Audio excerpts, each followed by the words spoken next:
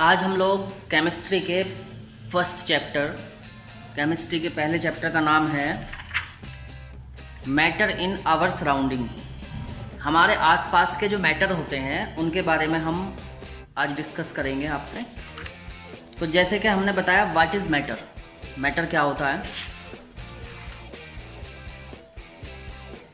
वो चीज़ जो भी जिसका कोई मास है और वो जगह को घेरती है तो वो मैटर होती है। Everything will be matter which occupies space and having mass. तो जिसका मास होता है और जो जगह को घेरे तो वो मैटर होती है। तो देखिए बच्चों, आपको इसी डेफिनेशंस के अकॉर्डिंग मैंने आपको नोट्स में बताया था कि what is matter. Matter may be defined as anything that occupies space, processing mass and the presence of which can be felt by any one or more of our five senses।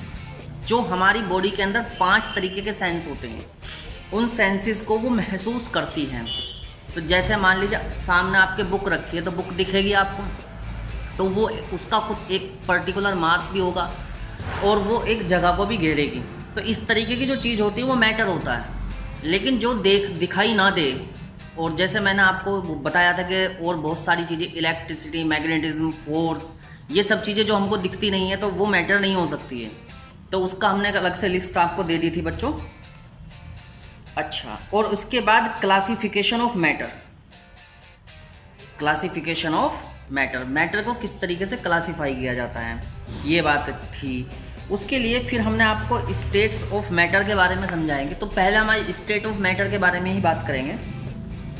तो basically 3 तरीके की matter की state होती हैं। 2 state और होती हैं, plasma and बोर्न आइंस्टीन स्टेट, लेकिन उसकी अभी फ़िलहाल बात नहीं कर रहे हैं हम। फिलहाल हम 3 तरीके की मैटर की स्टेट की बात करेंगे स्टूडेंट।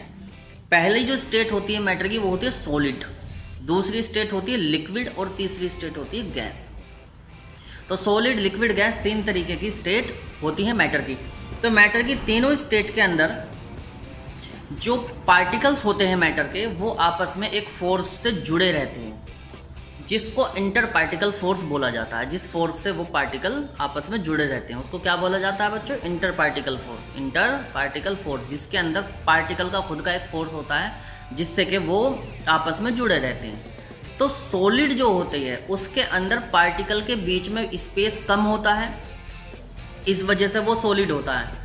लिक्विड के अंदर पार्टिकल के बीच में space according to the solid कुछ ज़्यादा होता है, इस वजह से वो लिक्विड होता है। जो गैस होती है, गैस के अंदर पार्टिकल के बीच में बहुत ज़्यादा स्पेस होता है। तो जैसे जैसे स्पेस पार्टिकल के बीच में कम या ज़्यादा होना शुरू हो जाता है, उसी पर ये बात डिपेंड करती है कि वो सॉलिड, लिक्विड या गैस है।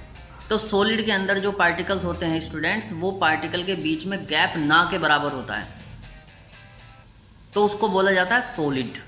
और जिसमें पार्टिकल के बीच में कुछ गैप ज़्यादा होता है अकॉर्डिंग टू द सॉलिड, तो वो लिक्विड होता है। और जिसमें पार्टिकल के बीच में स्पेस ज़्यादा होता है, तो हम समझ सकते हैं कि जो सॉलिड, लिक्विड, गैस की जो स्टेट होती है मैटर की, वो पार्टिकल के बीच के स्पेस पर डिपेंड करती है।